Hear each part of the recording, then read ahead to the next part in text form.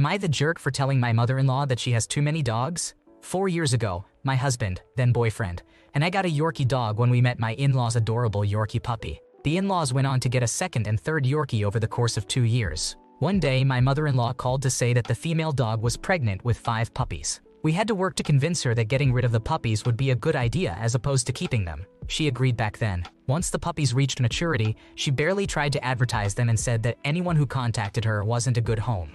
We did get 1 puppy from her, bringing the dog count to us to 2 dogs, and my mother-in-law to 7 dogs. The puppies are now 9 months old, and she still has all of them besides 1. We tried to deter her from keeping them with the scary thoughts of littermate syndrome, inbreeding, and impossible potty training. She combated that by getting all 7 dogs neutered and spayed. Last week we went to visit and had 9 dogs running around the house. It was complete chaos. She has not been able to potty train the 4 puppies, or really do any training due to working outside of the house. We were able to fully potty train our puppy in 1.5 months. Their daily routine is to come home and grab the mop.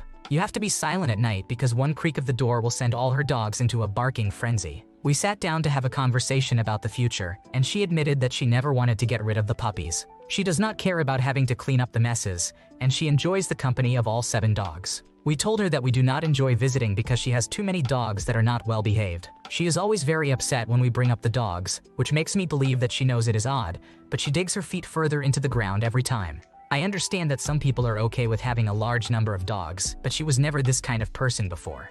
She was always a 1 to 2 dog family. Am I the asshole for telling my mother-in-law that she has too many dogs and we do not enjoy visiting?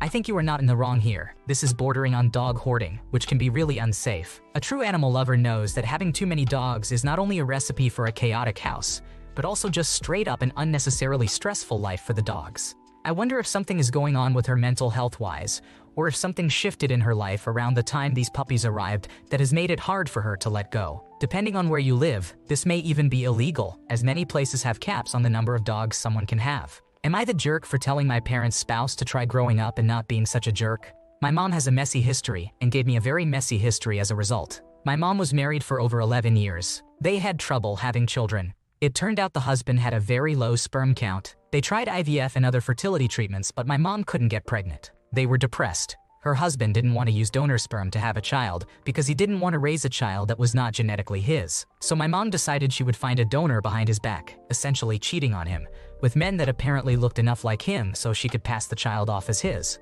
She confided in her sister, my aunt. She had one-night stands with 3 different men, all of whom had the same physical characteristics as her husband. He was overjoyed when she got pregnant, but then my aunt told him the truth. He had doubts but felt bad about accusing her of cheating. Hearing the truth was enough for him to say he wanted no part of this. They did a DNA test because there was a chance I was his, but I wasn't. He divorced my mom and did not take any kind of role in my life. My mom never got over her ex-husband. She has loved him all this time, and I am 17 years old now. I have met her ex. She set up these circumstances for him to see us in the hopes he would fall in love with me, but he never wanted any part of it. He then got married again and actually had a biological child, apparently confirmed with a DNA test. When I was 11, my mom got remarried. She doesn't love her husband.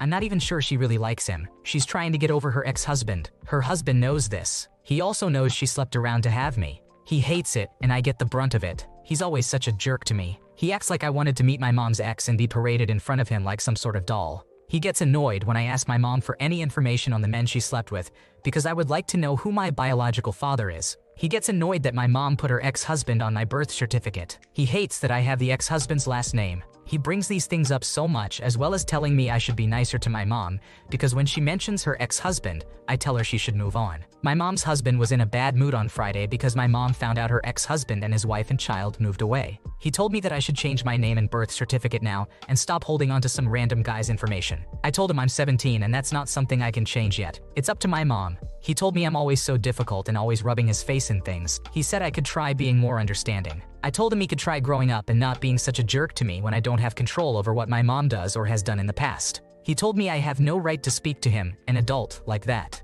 Am I the asshole?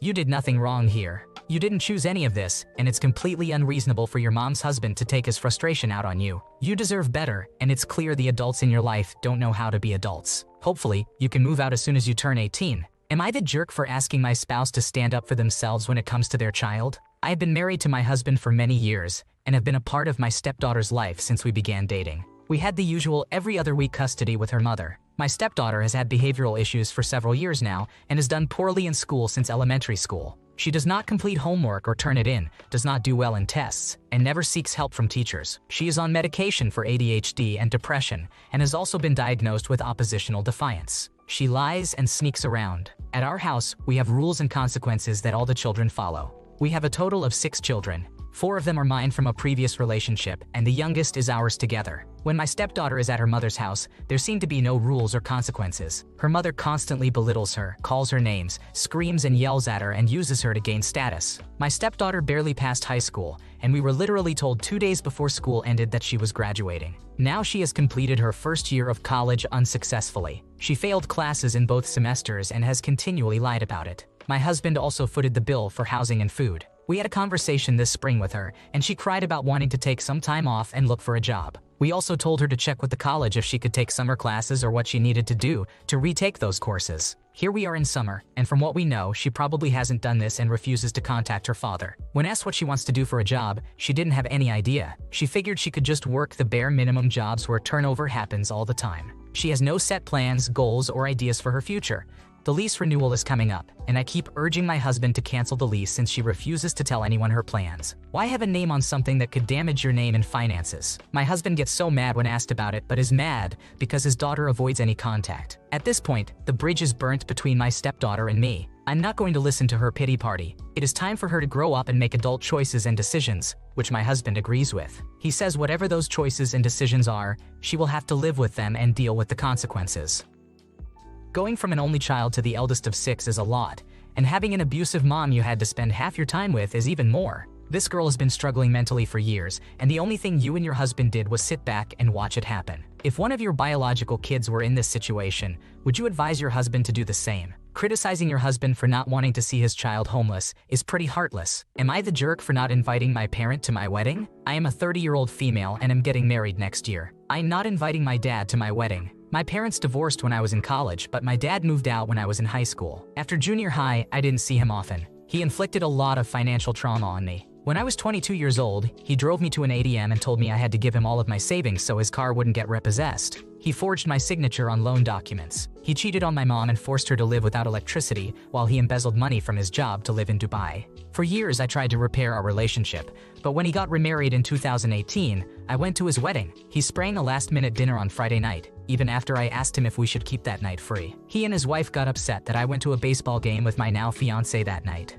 We already had tickets, and he told us there wasn't anything to keep the night open for. I was 24 years old, so admittedly I should have probably gone to the dinner. However, I wanted to do something nice for my now fiancé who came with me to the wedding. Fast forward 6 years, my dad and his wife have never forgiven me for that night and continue to hold it over my head, even though I have apologized both in person and via letter. In the years since my parents' divorce, my dad has skipped out on divorce court dates and refuses to speak to my mother or her family. My mom is my best friend, and her brother is contributing to our wedding as he knows my dad isn't a positive figure in my life. In December, when I got engaged, my dad saw it on social media. He's never made an effort to get to know my fiancé or visit us, so I didn't bother telling him first. He texted me and said, "Saw you got engaged on Facebook, wow," and that was all. His stepdaughter, whom I only met once at his wedding, then proceeded to send me scathing messages on Facebook. She wanted to make sure I knew how much my dad loves her and how he would be walking her down the aisle at her wedding one day. She said everything I've done to my dad in my life would come back to get me. Recently, my dad has tried to repair our relationship, but refuses to ask his stepdaughter to apologize for what she said to me.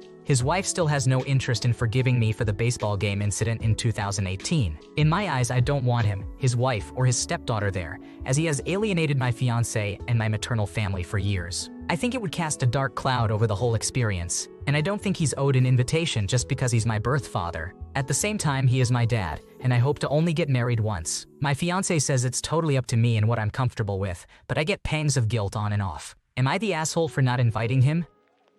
You are not the jerk. Your dad sounds like a monster. He drove you to an ATM and stole your savings, and he doesn't deserve to be invited to anything. Tell him it's too late to patch things up, and then go no contact with him. Broadcast to the world the financial abuses he's inflicted on you over the years. Am I the jerk for inviting my friends to spend my birthday with me while my boyfriend is away? My boyfriend and I have been together for a year. I have my birthday coming up this month and hadn't made any plans. I knew that my boyfriend might be at a festival on my birthday, but today I got it confirmed. He was on his phone with his friends, planning the trip. I asked him about the dates, and he said he wouldn't be home and kept talking with his friend. I decided that I didn't want to be alone on my birthday, so I sent a message to a group of my girlfriends. I asked them if they were free on my birthday, and if they would save the date. I was thinking we could go out for dinner that day. When my boyfriend finished his conversation, I told him that I had asked some of my girlfriends out to dinner on the day. He got so mad that I had asked them without talking with him first. He didn't want me to celebrate my birthday without him. I think he's also mad at himself for forgetting that my birthday was on the same day as the festival. He wanted me to celebrate on a different day so he could join. I told him that the whole point of me going out for dinner on my birthday is because I don't want to be alone on the day. He raised his voice and told me that I was selfish for not giving him a chance to find a solution to the problem before inviting the girls out. He talked about maybe having me join him at the festival for the day he would pay. I don't like the music at the festival, and I also don't want to travel by plane for a day. I also have to work on the day of my birthday and the day after, so it wouldn't work. My boyfriend then proceeded to say that I, as a Christian, should forgive and give him a chance to repent before I make other plans without talking to him first. I said I wasn't mad at him for being away, just that I didn't want to be alone on my birthday. He knows I would have spent the day with him if he was home. I also told him I only invited girls, so it would feel less like a party without him. He's still mad at me.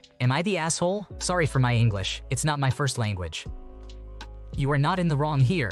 He sounds selfish and controlling. It's bizarre that he's upset with you for making plans on your birthday when he wasn't even going to be there.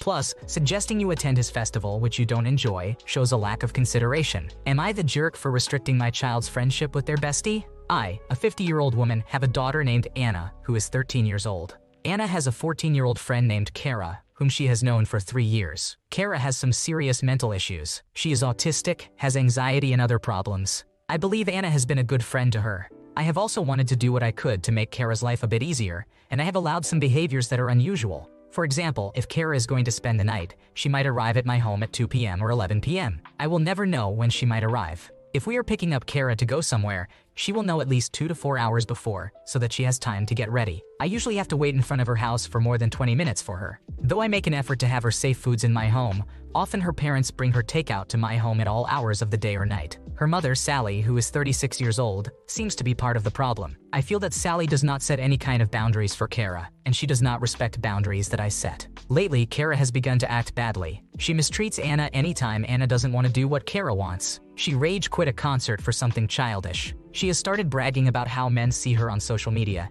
and the things she does to get their attention. She breaks Anna's belongings and leaves her room a mess when she's over. Most importantly, she and Sally both flout any boundaries I set. After some problems, I declined invitations from Kara. I texted Sally that it was no accident that the girls hadn't seen each other. I thought it was time for a break due to the way Kara has been acting. She called me cruel and accused me of isolating and ignoring Kara. She defended all of Kara's behavior, even ignoring a dangerous, harmful thing Kara has started doing. I accepted that I might have been a little harsh in completely shutting them down cold turkey. So I asked about them having a date with parents present. I am not comfortable with Kara being in my home anymore, and I am not comfortable with Anna being in the care of Sally, who knowingly left Anna at the concert without telling me so that I could move to a place where I could see her. They agreed to a place and time to meet. Then 2 hours before the meeting, Sally informed me that Kara didn't sleep well last night. We can make it at 6 unless there's a better time for me. The better time for me was the original time. So in the vein of keeping peace, I agreed to 6. However now, I am thinking that this is just the same behavior, and I'm getting nowhere by agreeing to the change. It makes me want to go back to no contact for the girls. So am I the antagonist for restricting their friendship and only allowing supervised visits? In my opinion, you have done nothing wrong here. Kara's behaviors are not okay regardless of her situation, and it's completely acceptable to restrict her interactions with your daughter, Anna. Sally is setting Kara up for failure, and Anna deserves better. It's important to explain to Anna why you don't want them to hang out as much, demonstrating that boundaries are crucial for healthy relationships. Thanks for watching. When you subscribe, make sure to hit the bell to turn on notifications so you never miss a video. To finish listening to all the stories, check out the playlist in the description.